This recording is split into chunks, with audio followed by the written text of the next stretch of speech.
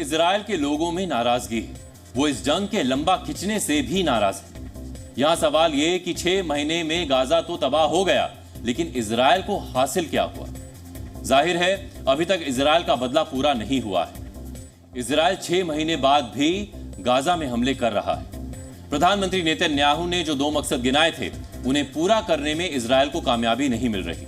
लेकिन लंबी खिंचती इस जंग ने इजराइल और नेतन्याहू को अंतरराष्ट्रीय स्तर पर नुकसान जरूर पहुंचाया है। वर्ल्ड सेंट्रल किचन के 6 सहायता कर्मियों की मौत के बाद इजराइल को झुकना पड़ा। इजराइल में विरोध प्रदर्शन हो रहे हैं, इससे नेतन्याहू पर दबाव बढ़ रहा है। नेतन्याहू को हटाने के लिए समय से पहले चुनाव कराने की मांग उठ रही है। हमास के खिलाफ युद्ध लंबा खिंचने से अब अमेरिका भी इजराइल से नाराज है। इजराइल में बड़े स्तर पर प्रदर्शन हो रहे हैं। रविवार को प्रदर्शनकारियों को एक कार ने कुचल भी दिया था। प्रदर्शनकारियों की मांग है कि 6 महीने बीतने के बाद भी सभी बंधकों को रिहा नहीं कराया जा सका, जबकि नेतन्याहू ने वादा किया था कि बंधकों को रिहा कराना उनकी प्राथमिकता में।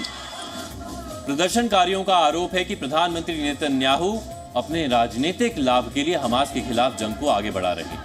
वो आम लोगों की फिक्र नहीं कर रहे, बल्कि अपने राजनीतिक हितों को प्राथमिकता दे रहे हैं। जबकि प्रधानमंत्री नेतन्याहू ने साफ कर दिया है कि जब तक बिना शर्त हमास बंधकों को रिहा नहीं करेगा, तब तक युद्ध जारी रहेगा। यानी निकट भविष्य में युद्ध खत्म होने की संभावना ना के बराबर है। नेतन्याहू की इसी जिद को लेकर इजराइल में प्रदर्शनकारी जल्द चुनाव की मांग भी कर रहे हैं, जिनका मानना है कि जितना जल्द चुनाव होगा, उतनी ही जल्दी देश में परिस्थिति बदलेगी। युद्ध के शुरुआत में अमेरिका खुलकर इजराइल के साथ खड़ा था, लेकिन अब दूरियां दिखने लगी हैं। अमेरिका इन दिनों इजराइल से नाराज चल रहा है। बीते दिनों संयुक्त राष्ट्र में सीज फायर को लेकर प्रस्ताव लाया गया था, जिस पर अमेरिका ने वीटो नहीं लगाया। इससे इजराइल नाराज भी हो गया था। पिछले महीने ही बाइडेन ने कहा था कि नेतन्याहू इजराइल की मदद के बजाय उसे ज्यादा नुकसान पहुंचा रहे हैं। बाइडेन का मानना था कि नेतन्याहू को इजराइल की रक्षा करने का अधिकार है, उन्हें हमास को खत्म करने का अधिकार भी है, लेकिन इजराइल को फिलिस्तीन में मारे जा रहे बेगुनाहों की मौत पर भी ध्यान देना चाहिए। यहां तक कि बाइडेन ने रेड लाइन का जिक्र भी किया था।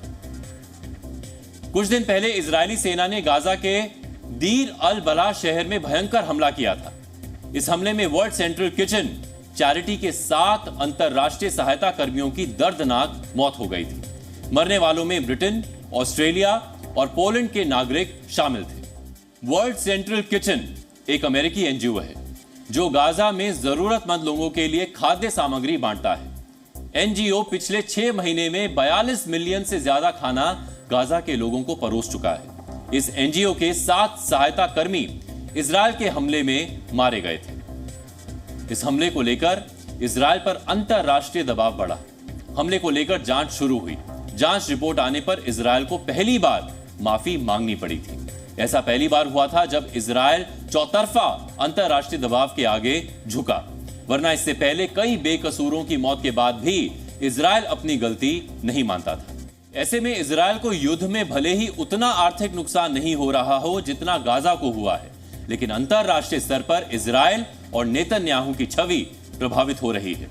अपने ही देश में नेतन्याहू को दबाव का सामना करना पड़ रहा है।